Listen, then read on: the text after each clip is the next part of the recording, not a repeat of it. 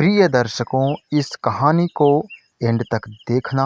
बहुत ही इंटरेस्टिंग कहानी है। एक बार की बात है। एक गांव में एक समय की बात है।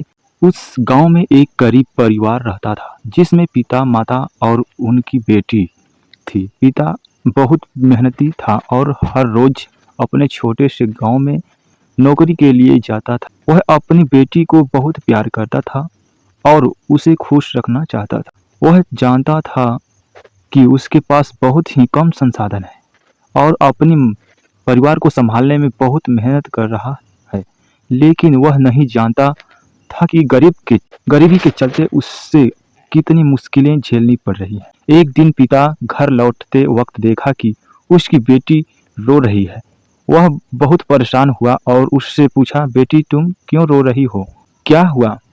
उसकी बेटी ने रोते हुए कहा, पापा मेरी दोस्त ने को स्कूल में कहा है कि हमारे घर के लिए ये सब पाप भोगने पड़ते हैं। क्या ये सच है? पिता ने उसका हाथ पकड़ते हुए कहा, बेटी ऐसा कुछ नहीं है।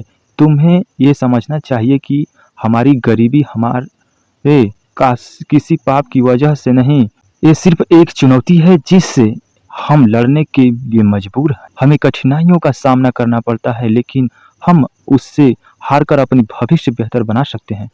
बेटी ने विश्वास करते हुए कहा, पापा मैं आपके साथ मिलकर कठिनाइयों का सामना करूंगी और अपने भविष्य को सफलता से भर दूंगी। बिना डरे पिता और उनकी बेटी ने मिलकर एक साथ काम करना शुरू किया। फिर से बेटी को स्कूल में पढ़ाई के साथ साथ घर के कामों में भी मदद करने लगी। पिता ने अपनी नौकरी में और मेहनत की और अपने परिवार को धीरे धीरे बेहतर जीवन देने में सफलता पाई।